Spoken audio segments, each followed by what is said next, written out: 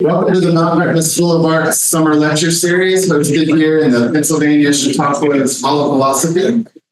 Very proud of this relationship.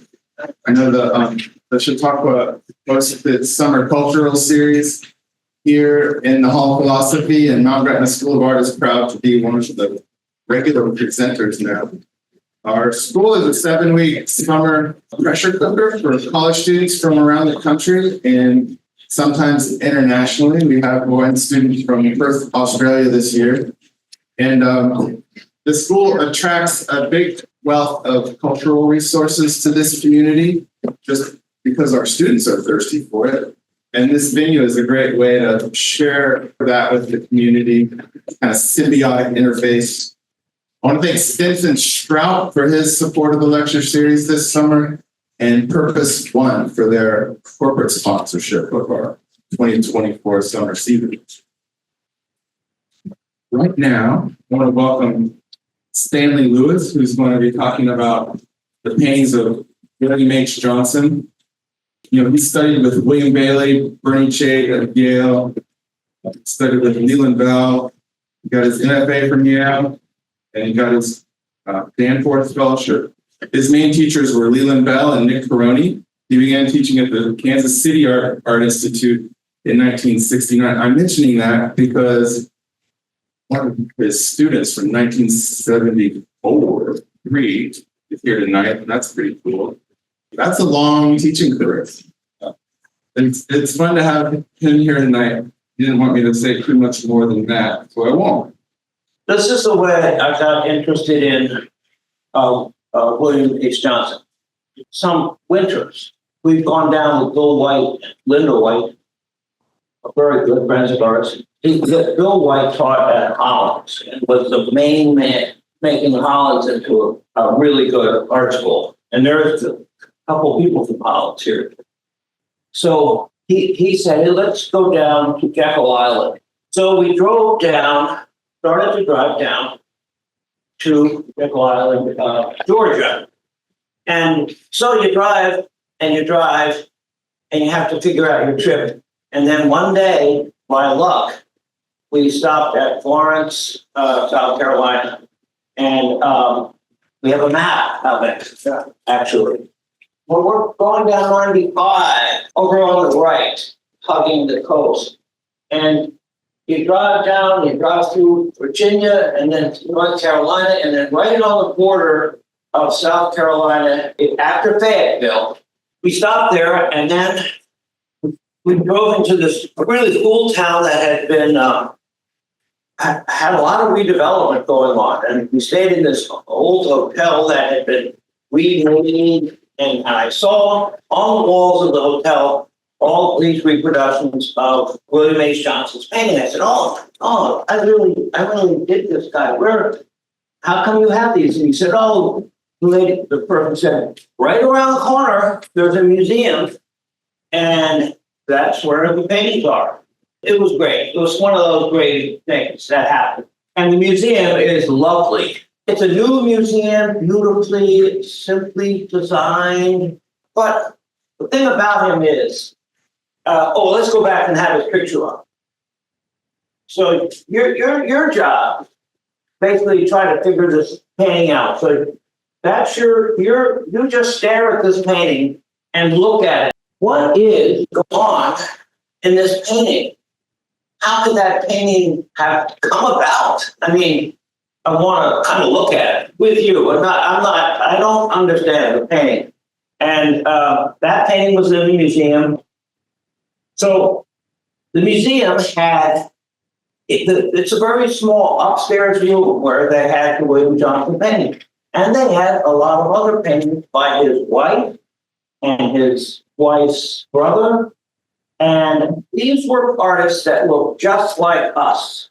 They were painted in the 30s, late 30s, and they were finding structure. It was like a group of people who were still struggling to get paintings to move and shift around and be alive, even though the art world is off somewhere else. But it's an old, long road. These guys are doing the same thing. I really identified with his wife and with the brother. So it was a family affair up there in that museum. Now these are just I found this, on the probably in Google. This wasn't. No, maybe this wasn't in the show. His first must have been his first painting. Now this is something I want to talk about.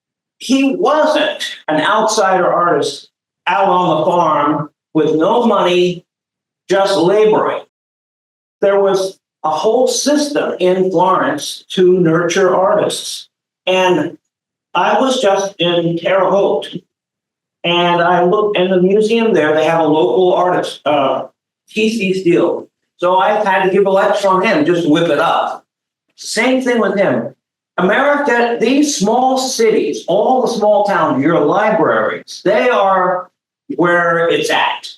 It's not in New York, I can tell you. It's in little town or medium-sized towns where somebody recognized that he was very talented, and he was one of these kids who can draw, and he was influenced to keep going with it, and then he was sent to New York. He really nailed his still life.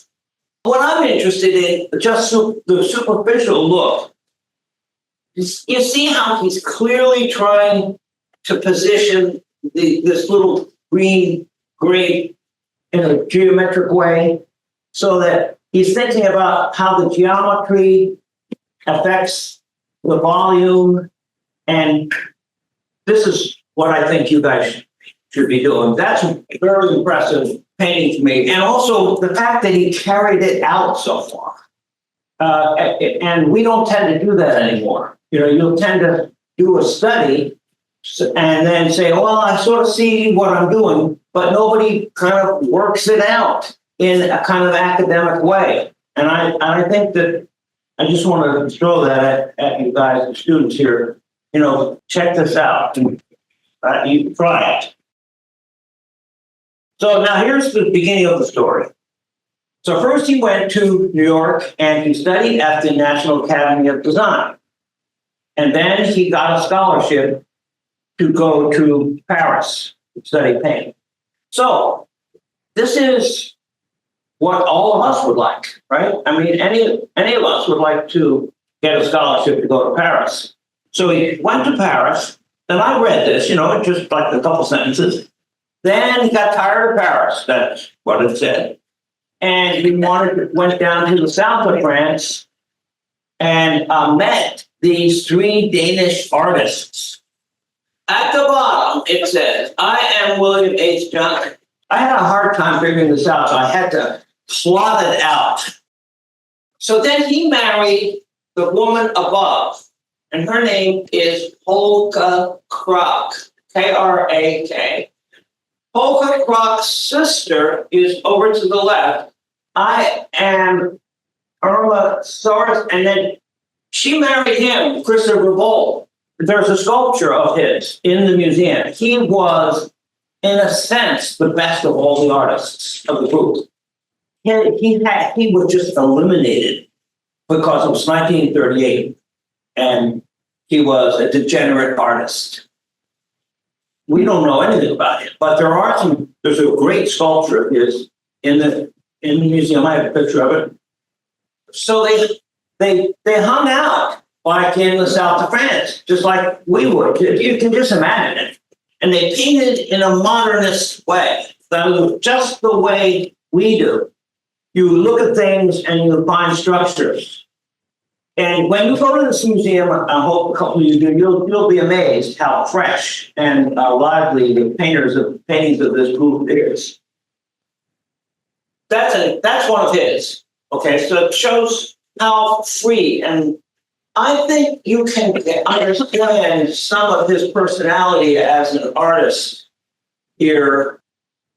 You look at it, you get the idea of what he's doing.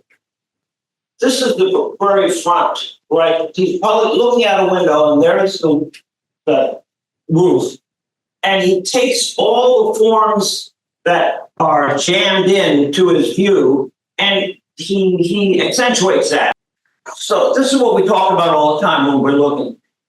Nature jams up and hits other things. And when you take advantage of that, your picture becomes rhythmic.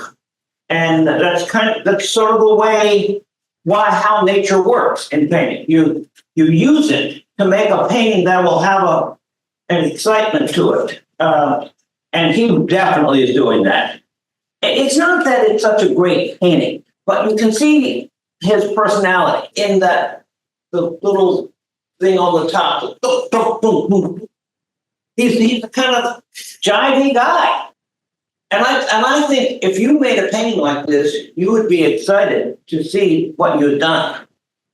So now we're going through his about 4 versions of what he did in these early with this group.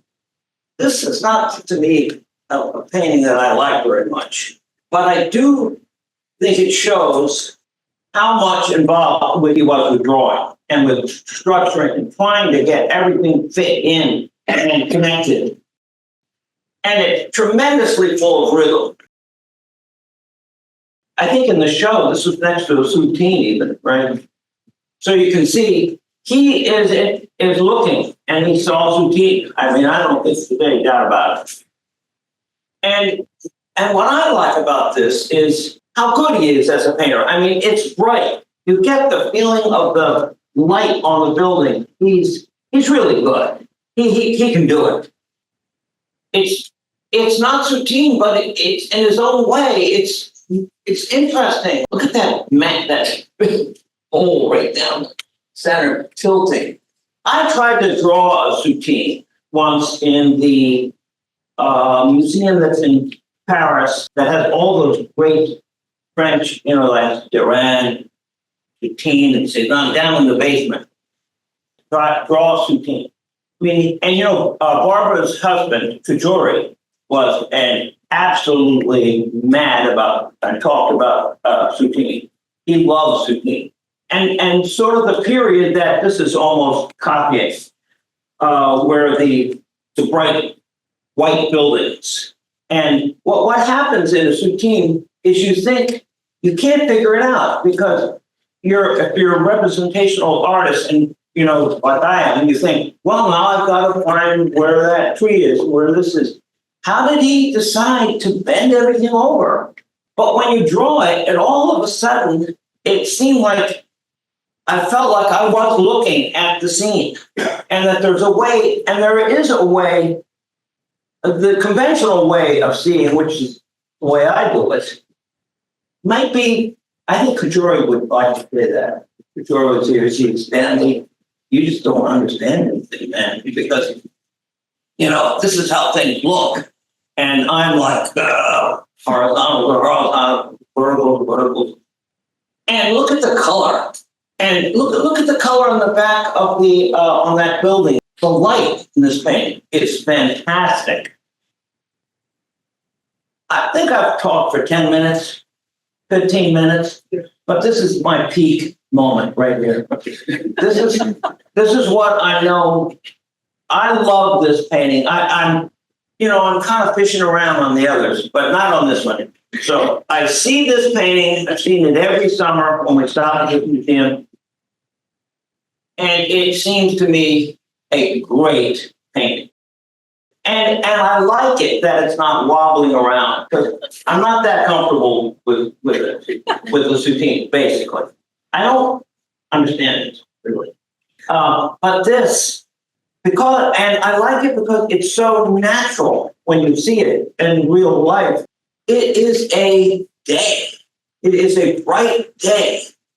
And you feel that everything has been taken into consideration. He's just plopped himself down and painted that church.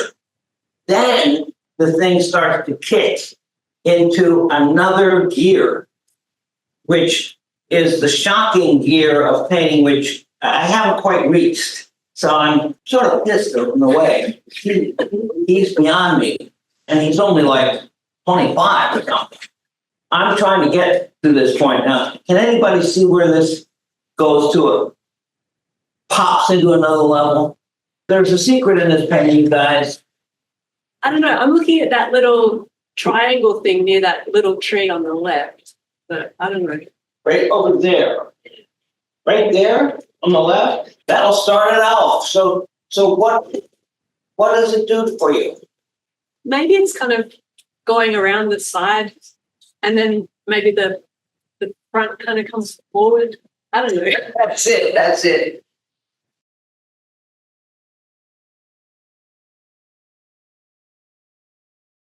Now, that's so great, because if you do that, then the front structure separates from the steeple, or it's not a steeple, it's the tower. But when you look at the painting and you walk up to it, you see that there's two ideas are wedded. Helen, you get it. Now say it, what the two ideas are.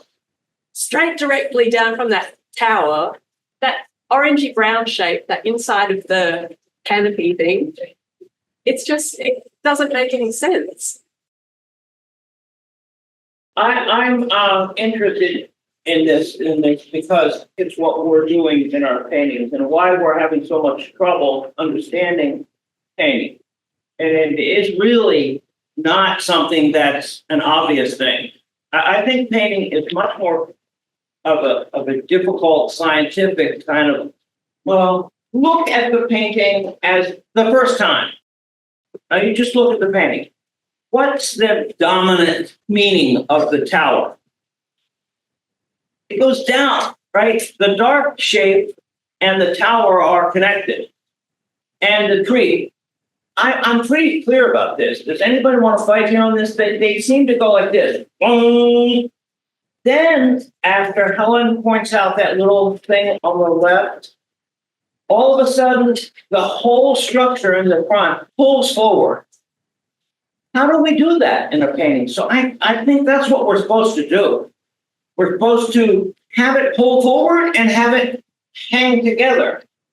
And I'm trying to figure that out. How do we do that? Because we grew from the Alien, and I learned something the other night. It has to do with time. The painting seems one way one time and another way, and there's 5, 10 seconds. You look at the painting for a year, it's on your wall, and then all of a sudden, then you look at it and it's shifted. Everything is shifted. That always happens with the Matisse. So I'm really impressed with this, how he combined these two views and how he held it with such power with that big dark shape there. Dorothy, what are you seeing? I go into the dark shape, and then there's a little tiny light in there, which reminds me of some of the early nativity scenes. Does it shift to? Well, it's interesting because it feels really forward, but that tiny light in there makes it go deep. But then when you look at the next shape over that has the curve, that doorway goes way deeper. So you have this back and forth. Come up and show it. Do it, Dorothy, do it. This all felt very forward. That first part felt forward, and then this popped out. That became the big shape. And when I just look at that shape, then I started to think about. Oh, yes. You can see through it almost. But back in, I thought the nativity scene or something intimate back in there. But when I looked over here, then that goes way deep. And this goes closer. So then I was enjoying that. And Dorothy, in the first loop of light, that it's in the dark shape on the left, it's right there. You can actually see the front of the facade of the church through it. Maybe. I mean, in other words, there's about 50 feet of space. You can walk around that thing, go in and around. No, I mean, you can go through. I think the light, I'm guessing that the light on the, put your finger up where that is the side of the facade of the tower. To me, it's a miraculous painting. I cannot believe that he could have.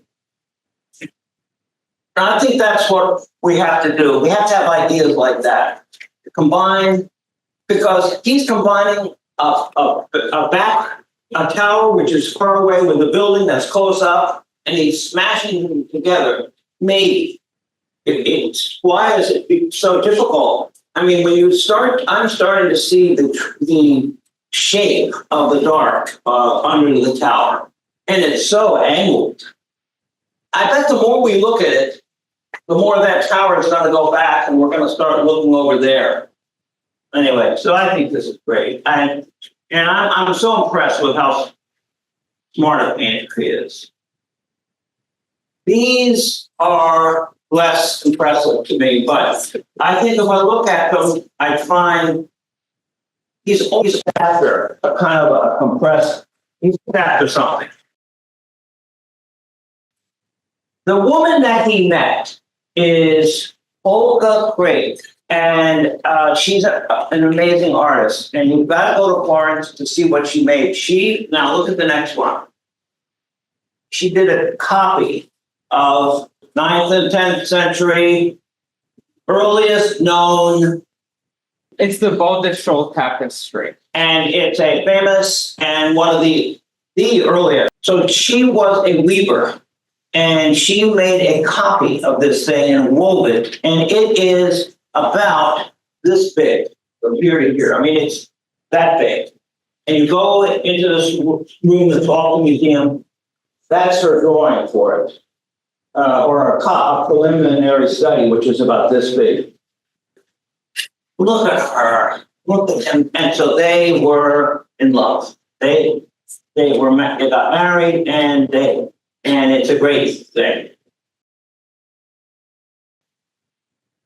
That is her, and that's her painting of herself. Come on, you guys. That is using the picture plane. See how everything is fighting to be on the surface and in space? That's what you guys are supposed to learn how to do. And it's hard. She could do it back in 1938, because the ideas had started, this whole modernist movement of seeing the surface of a painting as meaningful in itself, separate from imagery, which had always been going on.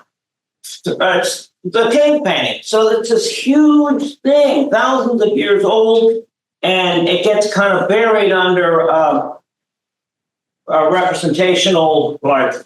But isn't that a hip painting?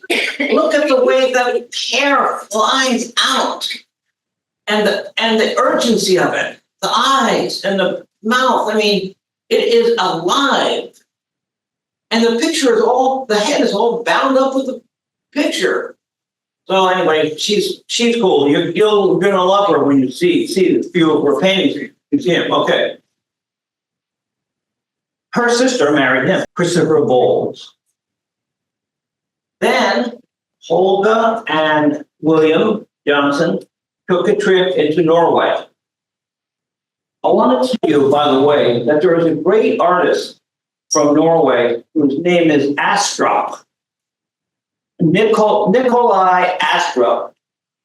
Please look up Nikolai Astrup, because he had a big show at the Clark Museum about 4 years ago that blew everybody away. It was just astounding. In this case, he saw Munch, the Munch prints. I read this. He became influenced by Edvard Munch's prints, and so this is a woodcut, probably, or a linoleum cut, done by William H. Johnson, of him and his wife.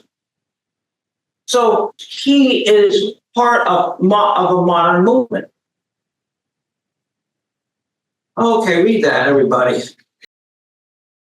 And to an environment which Johnson absorbed and reflected in his highly expressionistic paintings and print works in the early 30s. In 1935, the two artists went to Norway. They lived and traveled throughout the country for several years, creating and exhibiting work together. Olga began to produce her most ambitious weaving project And Johnson turned to painting scenes of the dramatic Nordic landscape. So that's an example of a watercolor he did. Then everything, this almost for sure was done back in America. What happened was, now the story kind of ends. I mean, not ends, it sort of resolves, not happily. Olga got breast cancer. Then she died in 1944, I think. I got my dates wrong. He came back to America, and went back to Florence, and he had a show in his local church, and then went to New York and had a studio in New York, and then painted his most famous paintings. There's so much more to it than I'm saying, so it's not getting it right. And he's thousands of paintings. Smithsonian has them all, and they're in the National Portrait Museum. And I have something to read because when I put out that I was going to do this lecture, somebody responded, and this guy wrote me a letter whose family owns the painting, the main painting that you saw at the beginning. It's interesting to read this. After Holka died, Johnson seemed to throw himself into work and travel. Just 4 months after her death, he exhibited at the Wakefield Gallery in May 19th. And he also had a huge fire in a lot of his paintings. And the idea of the man who wrote this is a very nice guy. I talked to him on the phone, Jeremy Frank. He is a psychologist. So he gave a psychological interpretation of the painting. This is not a painting that interests me. So he had a lot of religious subjects. Now, I put in a painting of a friend of mine because it reminds me of William H. Johnson's painting. This is Michael Neary. And it's a crazy painting, and I love it. And I love Michael Neary's paintings, and I wanted you to see it. There's something humorous about his paintings, and there's something humorous, not humorous, but playful about Johnson's paintings. Now, this to me is one of the great kind of William Johnson paintings that I'm very interested. I guess why I'm so interested is it's so monumental, so massive, and this is the kind of painting that I'm most attracted to. But let's look at the next one. I don't think anything I say about it will add to it, except I could say, don't you think it's interesting how he's experimenting with abstract form, like lines, and he's a modern artist. Stuart Davis, making paintings with geometric shapes, and also including the black folks. So I just last night I thought I gotta contrast him. And Maggie's gonna read this. Who is Bill Traylor? And let me have hands for how many people know who Bill Traylor is. And I should all know who Bill Traylor is. This is some facts about Bill Traylor. So he was born in rural Alabama in 1853. He was born into slavery and lived through the Civil War. He actually didn't start making drawings until he was like 85. And he moved to Montgomery. So he produced nearly 1,500 pieces of art from 1939 to 1942. Yes, thanks, Maggie. And Bill Traylor is he's an outsider artist. He had a lot of paper, and somebody gave him colors and pens, and he just sat on the porch of this town and drew like a madman, just drew all the time. And somebody came around one day, drove by and said, "Hey, what are you doing?" And they said, they sort of discovered him. You know, there are similarities between the two guys. There's something about Black experience in rural America that has produced this. But one guy is completely untrained, but Johnson was trying to paint like Soutine and emulating Munch, but his wife was doing, and this I haven't shown you, but I read it, was very interested in folk art and folk art of Norway and of Denmark, and I'm vague on this. And he woke up to the idea that he could go home and paint the rural experience of America with all these formal ideas, but make paintings that were in a way, jumping there. But that's how I see it. And it's so interesting to me and not clear. I mean, I'm not, that is a killer. I really wanted to see that. I think we should just look at that for about 2 minutes. And if anybody has any ideas, and the kind of ideas I'd like is, oh, look at that. Oh, look at that. Look at the pink building connecting to the purple building. Absolutely. I wanted to say that too, but I had to wait. The way it goes this way, right? Those facades on the left are diagonal planes, but then you still get like frontal planes of the windows. They don't go onto the plane of the building. They sort of stick out. So these planes go at an angle into the picture, but the windows don't go with them. The windows sort of stick off and face the picture plane face up. Yeah, now stay up there. Another thing that I'm interested in is the windows of the gray building or the next building to the right, and how that building lines up with the it's so funny. Like there's a building, so he turns the building into a flat thing with a window on it, and so he's just playing with form. Look at that guy holding his leg. Isn't that wild? His whole hand is just. So when the windows that Leo was talking about don't actually sit on the red building, what do? They kind of like go boop, boop, boop, boop, they pull forward. And I really think this is some kind of masterpiece, crazy thing, and solid. And the people seem great too, even though there's hardly. Look at the red gloves. Where the name of this is out for the evening. The contrast of symmetry. There's such symmetry in that, but it's almost like two paintings, the left and the right. Yeah, straight up the middle. It's almost two pieces. You can frame it where you see one side or the other, but they're connected in the symmetry and the eye to eye. Yeah, the eye to eye. Those two. I think it's nice the way the arms, like they both curve in the same direction. So if you push it together, they could fit into the same piece.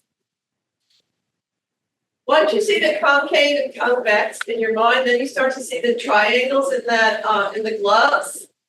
How piercing that one glove like pierces into the blue.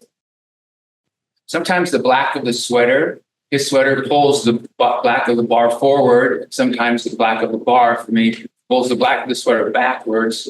So there's like that spatial shifting going on. Just the way his right hand just keeps swinging. It's such a beautiful rhythm, like whoop. So I guess he's painting away, and then he has it in one way, and then he's finding these rhythms as he's painting and getting excited. Oh, it's kind of nice for red gloves. If you just push them up, they go like fit right into the armpit sockets. I think that that's a big part of his painting. He pushes, he gets to the point where there are these little elements, like from the moon to the thing on her head, and then to the feather on his hat. They're like, they're not flopping around. Boom, boom, boom. I love this guy. He's great. Look at the idea of his feet. They actually take part in the real world, right? That's the way we stand. And then he takes away the body. Like the body has no, you have a little of this and you take it away. It's not consistent. You don't have one idea rolling through. Yeah, I think this is one of his, well, we could look at this and draw this forever. Space between the trees, where the clouds change from between the trees to the right. Isn't it interesting how this could be a Renaissance painting? I mean, you could copy this. The way what I think you would do, we copy this, but with our own people. In other words, you could take this back to your own way of painting. But like the idea of the feet hanging from the two people in the back of the cart, and look how they're hanging and how the wheels are high up on this brown road, which is actually attached to the blue fence, so that there's this huge space going underneath of the yellow, and I mean, I can see that for a minute, and then that'll shift. See, it would be really fun to copy this and to interpret it. Like, so the idea is, you make a painting of this, but you make it into your own subject matter. You could make it a painting completely different, but with these ideas. Look at what is that arm doing? What looks like a road on the right. That's interesting, isn't it? It's almost a form that doesn't have a name. It might be the road, right? Just snaking across those orange verticals. So this has got to be one of the great paintings of this. It ought to be in the Whitney, right? Next to the Kooning. And it's so formally exciting. And this is the one where the man, Jeremy Frank, wrote to me because his family owns this painting. And he said, the subject matter for the painting, The Farm, Early Morning, seems autobiographical, like hundreds of Johnson's other works depicting historical events. He purposely or unconsciously appears to have placed himself as the central figure, bowing in deference and respect to his wife, Olga Krantz. Olga is Danish and white. And while the woman portrayed in the painting is obviously not, her skin tone is lighter than the man.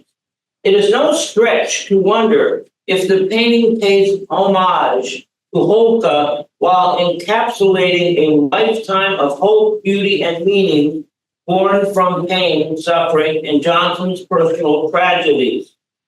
The Farm, Early Morning may be a prime example of the ways in which Johnson combined intensely personal happenings in his life with his current immersive process, with present experience in immediate culture, past memory, and primitive culture, the latter a term he used himself. It is highly probable that at the time he painted The Farm, Early Morning, he and Polka were aware of her decline in health due to progressive stages of cancer. As Johnson painted My People, that's in quotes, during this time, who would be more representative of Johnson's people than Holka and himself? I have one weird thing. I've tried to understand this painting, and it's just like exaggerated the way the man's head is bowed down. But see the stovepipe going up? it's like, and the red arm, it's like he also has this sort of, The chimneys are present in many of the pieces. Just like on the last piece, you look at the fence, it's like matchsticks, and that shows up in several pieces. having to do with the idea of the fire. You know, and I think it's interesting for us as artists, how extreme his painting technique is, how it's all opaque colors. And everything is painted in and bounded off, like an Al Held, really. Everybody know who Al Held is? He is the dominant guy who refused to paint with brushy, he just said, it's very, I think this painting should give us, an impulse to try to mass our painting. So basically, I'm done. Thank you.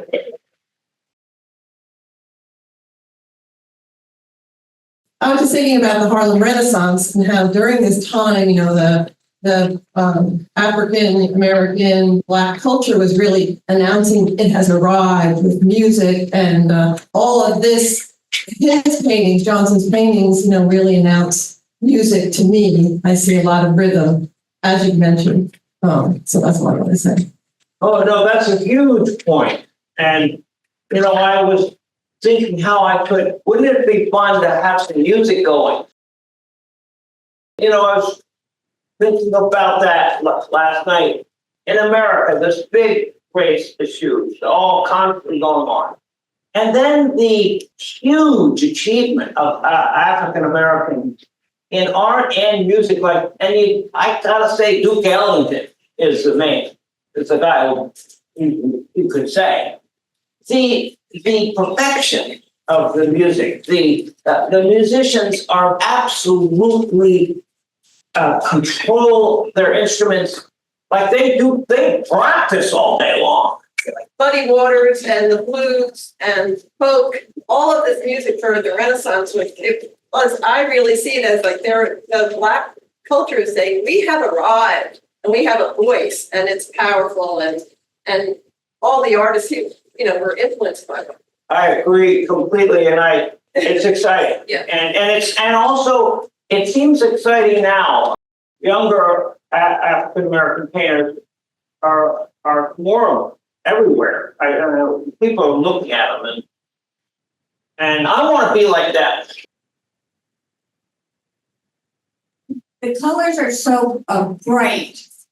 It almost like he used a magical marker. What kind of medium did he use to get the bright colors? It's when you see the paintings, it's just oil paint, and it's painted. I think he keeps changing the painting to get the rhythms to appear. Really don't know, but I know it's oil paint, and he repaints so it has a sense of thickness to it, and but it's not brush strokes. But he keeps he'll paint in. I think it's just like Al Held, actually. And you can almost see it a little bit maybe on the left, how the paint is making ridges. Like he must have changed the red line, the red cloud. It had it way up there and he moved it down.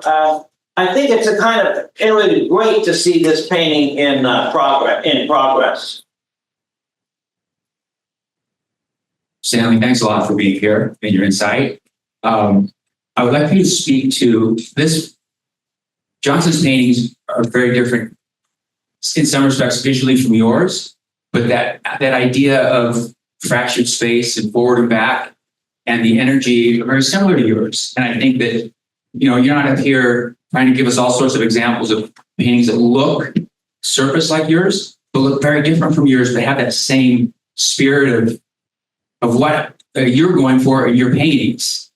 And what is at the core of what draws you to this? If you have as you say it, I can just see it. Look in that middle section, right where between the woman and the man. in another version of this painting, I think he's holding a watermelon. I swear there are two versions of the painting. But look at those hands going up. And then there's so many things that you can't name. Like there's a support of some sort above his fingers. Oh no, it's the other fist. Look at that. See how I completely saw that wrong? You know, there's one hand like this, right? Then he has a fist, and the fist is sort of connected to one of the that blue thing with two lines in it, right? Without doubt, the painting has this, it all comes together like that. And then it kind of plays off like with the cow. And you can't decipher it, like the dark comes in and that's what I think happens when you're looking at things outside, everything sort of comes together. And that's what I like about it. You know, for the woman who in the back was wondering about what the painting looked like up close, you can see even on the slide, you can see the texture where he made changes. Rebuilt this painting, like he moved, right? He had the horizon up and then down. And every time he did that, right, the painting spaces changed. I mean, boy, is that exciting. He has a branch, a tree, and it's cut off. Then there's a branch that comes up and comes out. Oh, this is landscape painting. All the time. You have a tree, then you have a post. The post joins up with the tree. The tree then joins up with the watermelons. That's right, they are watermelons. But so you have a tree up there, and it has many levels. It's holding the wash. So it's all these different spatial stories. In a way, I'd like to think that it's like the church we looked at. It holds many readings. You read one and then you read another. And the only way I can imagine thinking about it is that we have to have a painting that goes one way and then goes another way. And then what I'm having trouble with, as I've told everybody, is getting the unity of the painting. It's break, and pull together. Thank you.